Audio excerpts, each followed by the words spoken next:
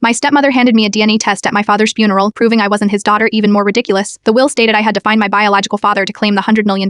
Rain poured down as they lowered my father's casket into the ground. Richard Montgomery, tech, visionary, and billionaire, was gone. I stood there numb, clutching a white rose while cameras flashed from beyond the cemetery gates. The vultures were circling both the media and my family. Harper, Vivian's voice sliced through my grief. My stepmother, 20 years my father's junior, with her perfect black designer dress and not a tear in sight, extended a manila envelope toward me. I thought you should know before the will reading. I opened it confused. Implied was a DNA comparison report. My eyes locked on the conclusion. 0% probability of paternal relationship between Richard Montgomery and Harper Montgomery. What is this? My voice sounded distant even to myself. Vivian's red lips curved into what might have been sympathy if I didn't know better. Richard wasn't your biological father, dear. He's known for years. The ground seemed to tilt beneath me. 30 years of memories. Dad teaching me to ride a bike, cheering at my graduations, walking me down the aisle at my failed marriage. Suddenly felt like scenes from someone else's life. This is ridiculous, I whispered, but doubt had already taken root. 2 hours later, we gathered in my father's study for the reading of the will. 12 people, distant relatives, board members, and me, the daughter who apparently wasn't his daughter. Mr. Winters, the family attorney, adjusted his glasses. The last will and testament of Richard James Montgomery contained some unusual provisions. The room fell silent as he read. To my daughter Harper Montgomery, I leave my controlling interest in Montgomery Teleneurons and personal assets valued at approximately $100 million.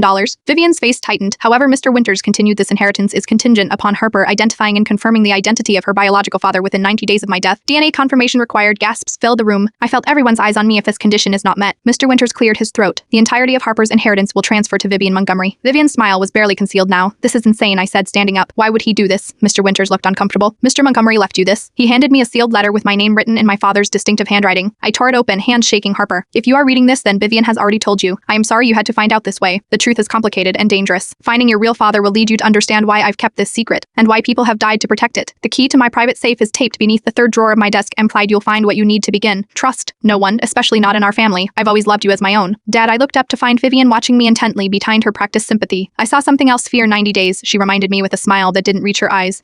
The clock starts now. That night, alone in my father's study, I found the key exactly where his letter said it would be. The hidden safe behind his bookshelf contained just 3 items: a faded photograph of a beautiful woman holding a violin, a newspaper clipping about a fire at a research facility 20 years ago, and a single ticket stub from a Vienna Philharmonic concert dated 9 months before I was born. My phone buzzed with a text from an unknown number. Your father knew they would come for you next. We need to meet. I stared at the photograph, at the woman who might be my mother, and realized the game was already in motion. 90 days to find a man I'd never met, or lose everything, including possibly my life. The morning after the funeral, I woke to 3 missed calls from the Montgomery Collieries board and a news alert. Montgomery heiress inheritance in question, stock prices plummet. Perfect. Nothing like having your identity crisis become national business news. I ignored the calls and focused on the items from my father's safe. The photograph showed a striking woman in her 20s with dark hair like mine, holding a violin against the backdrop of what looked like European architecture. No name, no date, just an inscription on the back in faded blue ink. Owens, E. The newspaper clipping was from the New York Times, dated 23 years ago. Fire at Helix by Mequick Research Facility claims 3 lives. I scanned the article, looking for any connection to my father, but found nothing obvious. The concert ticket was my most tangible lead. Vienna Philharmonic, the 12th of October 1993, 9 months before my birth. A knock at the door interrupted my thought. I flipped the items into my bag before answering. Vivian stood there immaculate in a cream pantsuit. The board is meeting in an hour. They're concerned about fin stability. You mean they're concerned I might not inherit, and you will? She smiled thinly. I've been part of this company for 15 years, Harper. You've been too busy with your photography career to attend more than 1 board meeting a year, yet Dad left it to me, not you, conditionally. Her eyes flicked to my bag. Wound anything interesting in Richard's things. I kept my face neutral, just going through personal items, of course. She checked her watch. The board meeting is at 11. I'd suggest you attend if you want to maintain any influence during your pin treasure hunt. After she left, I called the only person I trusted, my college roommate turned cybersecurity expert, Tessich Jen. DNA test secret biological father. Are you living in a telenovela? Tazzy asked, after I explained apparently. Can you look into something for me? A fire at Helix BMNQ about 23 years ago? The research company hiker. But why? And I need to know everything about a Vienna Philharmonic concert from October 1993. We need any connection to my father, Harper. What's going on? Are you in trouble? I thought about the text from the unknown number. I don't know yet, but someone wanted my father's secret buried with him, and now I have 90 days to dig it up. The board meeting was exactly what I expected. 10 concerned faces pretending they cared about my father's memory while actually worrying about their stock options. The market hates uncertainty, said Walter Green, the CFO. We need to assure investors that Montgomery Talion remains stable by announcing Vivian as the likely successor, I challenged. Walter had the decency to look uncomfortable. We need to prepare for all scenarios. My father built this company from nothing, I said, standing. He trusted me with it, and I intend to honor that trust. 90 days is nothing in corporate time. The company will survive. As the meeting adjourned, my father's oldest friend and the company's chief innovation officer, Dr. Alan Reeves, approached me.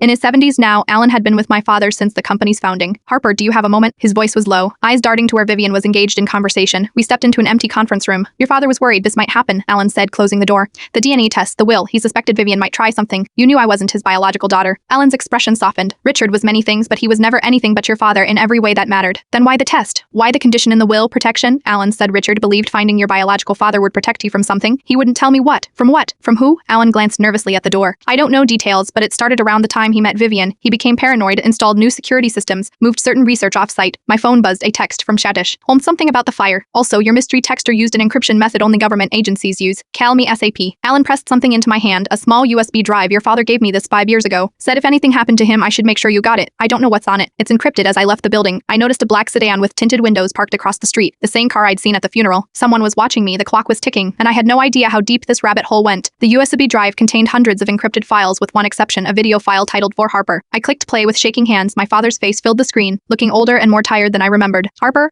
if you were watching this, then I am gone, and you've learned the truth about your biological parentage. He sighed deeply. What I couldn't tell you in life was that your mother was Elena Petrova, a Russian violin prodigy, who defected to the West in 1992. We met in Vienna at a time when I was developing technologies that certain people found valuable. The video cut out abruptly. The remaining files required a password I didn't have. I called Tajas immediately. Elena Petrova, I said before she could even say hello. Russian violinist. Can you find anything already on it? Tajas replied. Your mystery texter reached out again, by the way. They're requesting a meeting tomorrow at the Cloisters Museum. Very public, very specific. Did they say who they are? No, but I traced the encryption. It's consistent with old Soviet era KGB techniques but modified with newer algorithms. My stomach tightened. Russian intelligence, or someone who wants you to think that about the Helix Spire 3 scientists died all working on a classified project with military applications. Your father was listed as a consultant but wasn't present during the fire. I thought about the timeline. The fire was right around when I was born, exactly 9 days after your birth certificate date. Tay Sykes confirmed. Harper, what exactly are you involved in? I wish I knew. The next morning I arrived at the Cloisters 30 minutes early, scanning every face looking for anyone paying too much attention. The medieval art museum was quiet on a Tuesday morning, just a few tourists and art students. At precisely 10 a.m. my phone buzzed with the text, Medieval Herb Garden, come alone. The garden was empty except for an elderly man sketching on a bench, his white hair bright in the morning sun. As I approached, he spoke without looking up. His accent was faintly Eastern European. Elena's eyes.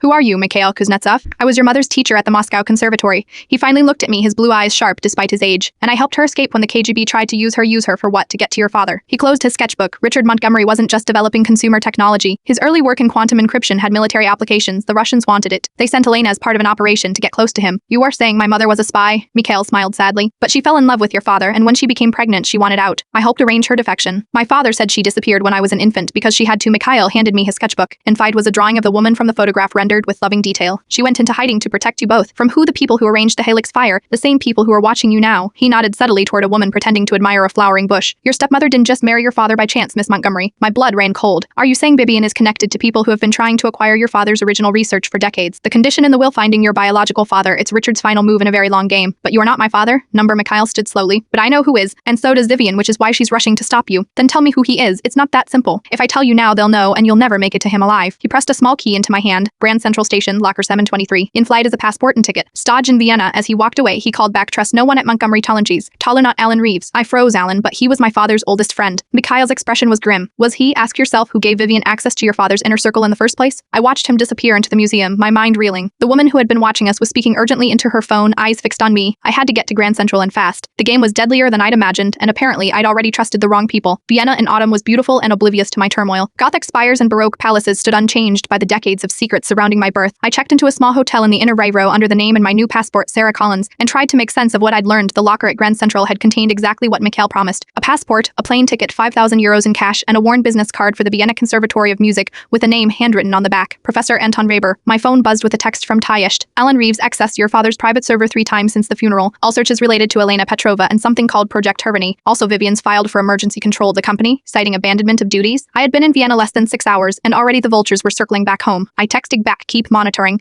Any news on Anton Weber? Her response came quickly. Professor of Music History, Vienna Conservatory, 1980 to 2015. Specialized in Cold War cultural exchange programs between East and West, still alive, retired. The Vienna Conservatory was the imposing 19th century building near the Fulper Park. I approached the administrative office with the story Mikhail had prepared for me, a doctoral student researching cultural exchanges during the Cold War. Professor Weber? Professor Weber, the receptionist smiled. He rarely comes in these days, but he's giving a guest lecture tomorrow on Soviet musicians who defected, his specialty. Perfect timing, I said, trying to hide my excitement. Is there any way I could attend? Of course, it's open to the public. Room 307, 2 p.m. As I turned to leave, I noticed a wall of photographs, notable alumni and performances. My heart stopped when I saw her. The woman from my father's photograph, younger but unmistakable, holding her violin on a stage. The caption read, Elena Petrova, guest kind up, October 1993, beautiful, wasn't she? I turned to find an elegant older woman watching me. Did you know her? I asked. I was her accompanist for that performance. She studied my face. You look like her. Before I could respond, she pressed a program into my hand. You should attend tonight's memorial concert, 20th anniversary of her disappearance. I looked down at the program, remembering Elena Petrova, a life in music, 20 years, but she disappeared in 2003. Such a tragedy. The woman walked away before I could ask more questions. Something wasn't adding up, my father said. Elena disappeared when I was an infant, 1994. But according to this woman, Elena was alive until 2003, nearly a decade later. That evening I slipped into the back of the concert hall as a string quartet played what the program described as Elena's favorite Shostakovich piece. The audience was small but distinguished, mostly older music lovers, and what appeared to be former colleagues. During intermission I studied the memorial display in the lobby. Photographs of Elena throughout throughout her career, programs from her performances, and newspaper clippings. One headline caught my eye. Renowned violinist Elena Petrova presumed dead after Alpine accident. The article described how Elena's car had gone off a mountain road near Salzburg in 2003. Her body never recovered. There was a quote from close friend and colleague Dr. Alan Reeves of the United States, expressing devastation at her loss. Alan had known my mother. He had this might to me my entire life. She was magnificent, wasn't she? I turned to find a man in his early 40s standing beside me, studying Elena's photograph. He had dark hair, intense eyes, and spoke with a slight accent I couldn't place. Did you know her? I asked. She was my teacher briefly. He extended his hand. Julian Karloff, Sarah Collins, I said, using my cover name. American. When I nodded, he continued. Screw Americans appreciate Shostakovich. What brings you to a memorial for an obscure Russian violinist? Research, I said carefully.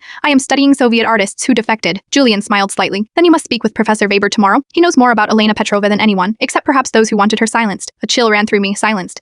Julian leaned closer. Her car accident was no accident, Miss Montgomery. My blood froze. How do you? We should not speak here. He slipped a note into my hand. Tomorrow, after Weber's lecture. If you want to know why your father really sent you to Vienna. As he walked away, I unfolded the note. You are being watched. Trust no one who knew your father. I glanced around the lobby and spotted a woman on her phone, the same woman from the cloisters in New York. She was watching me while pretending to check her program. I slipped out a side exit and took a circuitous route back to my hotel, my mind racing. Elena had lived for years after my birth. Alan knew her, and now a stranger named Julian knew my real identity and seemed to know why I was here. The game was getting more dangerous by the hour, and I still had no idea who my biological father was, or if he was even alive. Professor Weber's lecture hall was half full when I arrived, mostly students and a few elderly music enthusiasts. I chose a seat near the back, scanning the room for Julian or the woman who had been following me. Neither was present. Anton Weber entered precisely at 2 p.m. tall and thin, with a shock of white hair and wire-rimmed glasses. He spoke passionately about Soviet musicians who defected during the Cold War, their artistic contributions, and the political pressures they faced. When he mentioned Elena Petrova, his voice softened noticeably. Perhaps the most tragic case was Elena Petrova, whose defection in 1992 represented not just an artistic loss for Russia, but a significant intelligence failure for the KGB. My pen froze mid-note. Weber continued. Petrova was not just a violinist. She was part of a sophisticated operation to access Western technology. Her target was American tech entrepreneur Richard Montgomery, whose early work in quantum encryption had Pentagon interest. Murmurs rippled through the audience. This wasn't common knowledge. When Petrova defected, she carried not just her violin, but information on Soviet quantum research. The exchange was meant to be her ticket to freedom and the beginning of a collaboration that might have changed computing history. After the lecture, I waited until the other attendees had left before approaching Weber. Fascinating lecture, Professor, I said. I am particularly interested in Elena Petrova's story. Weber studied me carefully. Are you now? And why would an American photographer be interested in a Soviet violinist? I hadn't told him I was a photographer. How did you harbor Montgomery? He gestured to a chair. I've been expecting you since Richard died. Though I thought you might use your real name. I sat down, heart pounding. You knew my father and your mother. Weber removed his glasses. I helped arrange their first meeting, though neither knew it was arranged. The concert in 1993 was the culmination of years of planning. Planning by whom? By those of us who believed science should transcend Cold War politics. Elena brought Soviet research. Richard had complementary American innovations. Together they could have advanced quantum computing by decades. But it wasn't just about science, was it? I asked. They fell in love. Weber smiled sadly. That was again unexpected, as was your conception. It complicated everything. So Elena was a spy who fell in love with her target. It's not that simple. Weber leaned forward. Elena was coerced into working for the KGB. Her family was essentially hostage. When she became pregnant, she knew she couldn't continue the operation, so she defected for real with help from Mikhail and myself. We arranged her disappearance after your birth, a staged death, a new identity, but she actually died in 2003. Weber's expression darkened. After 9 years in hiding, Elena believed it was safe to resume limited contact with the music world. She was wrong, and my biological father. Was it Richard after all? Was the DNA test fake? The door at the back of the lecture hall opened. Julian Karloff entered, closing it behind him. Professor Weber can't answer that question, Julian said, walking down the steps toward us. But I can. Weber stood abruptly. Julian, we agreed circumstances have changed. Julian turned to me. Vivian's people arrived in Vienna this morning. We don't have much time. Who are you? I demanded. How are you involved in this? Julian hesitated, then said Elena Petrova. Was my mother too? The room seemed to spin. That's not possible. Half-brother to be precise. Julian's eyes, so similar to mine, held mine steadily. Same mother, different fathers. Weber sighed heavily. This is not how we planned to tell you. Richard Montgomery was not your biological father, Julian continued, but neither was he mine. Our mother had a relationship before him with a Soviet quantum physicist named Alexei Karloff, my father. So my biological father is this. Number your father was the American scientist who worked with Richard Montgomery on the original quantum encryption project, the man whose research was the actual target of the KGB operation, who Dr. Alan Reeves. The revelation hit me like a physical blow. Alan, my father's oldest friend, the man who had given me birthday presents and attended my college graduation, the man who had handed me the USB drive. That's not possible, I whispered. Alan would have told me, would he? Julian asked. The man who helped cover up the Helix fire, who has been working with Vivian for years. No, I shook my head. Alan gave me my father's USB drive. He's been helping me. Did you ever successfully open those encrypted files? Julian asked. I thought back to the single video file that played while hundreds of others remained locked. How did you know about the files? Because they're not from Richard Weber, interjected Alan, created that drive. The video was meant to send you on this wild chase to Vienna while he and Vivian secured control of Montgomery Tullingings. But why? If Alan is my biological father because of what Richard hid in your DNA, Julian said, in your genetic code. Weber nodded grimly. Before quantum computers existed, Richard and Alan developed a theoretical encryption method that could be stored in synthesized DNA, information that would be unbreakable even by future quantum computers. They encoded the key to their most valuable military-grade encryption system into a DNA sequence, Julian continued, and then Richard did something no one expected. He had the sequence inserted into an embryo. Your embryo, I felt physically ill. You are saying I'm some kind of fake human encryption key, the most secure storage system ever created, Weber said. He pranced in plain sight in the DNA of his daughter Or, so he believed you to be. But if Alan is my biological father, then the DNA sequence came from him, not Richard, Julian finished. Which means Alan has been trying to access your DNA for years, waiting for Richard to die so he could finally claim both you and the encryption key you carry. My phone buzzed, a text from Tagus. Emergency, Alan. Accessed all your medical records. Vivian filed court order for DNA sample claiming medical necessity. It's some more safe. I looked up at Julian and Verber. My world completely shattered. We need to leave. Now, as if on cue, the lecture hall doors burst open. 3 men in suits entered, led by the woman who had been following me since New York. Miss Montgomery, she called out, her American accent clear. Now, we need you to come with us. By order of the United States government, Department of On Special Colonies Division, the woman said, flashing credentials. I'm Dane Sarah Blackwood. We've been monitoring your situation since your father's death. Julian stepped protectively in front of me. She's not going anywhere with you. Agent Blackwood seemed unimpressed. Mr. Karloff, we're well aware of your complicated allegiances. This is a matter of national security, Professor Weber intervened. Perhaps we should all calm down and discuss this civilly. Here's nothing to discuss, I said. I'm not going with anyone until I understand what's happening. Blackwood signaled her men to stay by the door. Fair enough. The encryption key in your DNA was developed under Pentagon contract. It protects systems that are vital to national security. We need to secure that key before it falls into the wrong hands, like Alan Reeves, I asked. Dr. Reeves has been under investigation for selling classified technology to foreign entities for years, Blackwood confirmed. We couldn't move against him without proof. And now he's making his final play using Vivian to gain legal access to your DNA through the courts, while simultaneously trying to locate you in Vienna. My head was spinning. If you've known about this all along, why wait until now? Because your father was protecting you, Julian said before Blackwood could answer. He made a deal with the Pentagon, his continued cooperation in exchange for leaving you alone. Blackwood nodded reluctantly. Richard Montgomery's contributions to national security bought you a normal life. But with him, Don, and Reeves making his move, that protection has expired. I turned to Julian, and where do you fit into all this? I've been tracking Ellen Reeves for years, trying to prove he was responsible for our mother's death. Elena discovered Reeves' betrayal in 2003, Weber explained. She was coming to the American embassy with evidence when her accident occurred. My phone buzzed again. Another text from Tagus. Alan and Vivian just called emergency board meeting, claiming you are mentally unstable and unfit to inherit. Fault in 24 hours. I showed the message to Blackwood. They're moving faster than we thought, she said. We need to get back to New York immediately and do what I asked. Let you extract the SIG key from my DNA, recon a government lab rat? The alternative is letting Alan Reeves access it and sell it to the highest bidder, Blackwood replied. Countries that would use it to break into our most secure systems? Julian placed a hand on my shoulder. Here's a third option. He looked at Weber, who nodded slightly. We destroy the key. Impossible, Blackwood said. It's integrated into her DNA. Not destroy it physically, Weber clarified. Render it useless by publishing the algorithm it unlocks. If everyone has the key, it's worthless as a secret. Blackwood's face hardened. That would compromise national security systems worth billions. It would force an upgrade to better systems. Julian countered. Sistis is not dependent on keeping a woman hostage for her genetic code. I looked between them, these people arguing about my DNA as if I weren't standing right there. I need to speak with Alan myself, I decided, face to face. That's exactly what he wants, Blackwood warned. Then he'll get it. But on my terms, I turned to Julian. You said you've been tracking him for years? What do you know about him that I can use? Julian hesitated, then said, he has a daughter he's never acknowledged. You know, something else? Something I can leverage? Julian and Weber exchanged glances. There's one thing, Weber said slowly, something even the Pentagon doesn't know. 6 hours later, I was on a private government jet back to New York with Dean Blackwood and Julian. Weber had stayed behind in Vienna, too elderly for the journey and the confrontation ahead. Why did you really come find me? I asked Julian as we crossed the Atlantic. It wasn't just about warning me. Julian stared out the window for a long moment. When our mother died, she left me a letter explaining everything about Richard, about Alan, about you. She made me promise that if anything happened to Richard, I would find you and protect you from Alan. From becoming a pawn in a game that started before you were born, he turned to face me. I've spent 20 years preparing for this moment, Harper gathering evidence against Reeves, building a network of allies, waiting for Richard's protection to fail, and now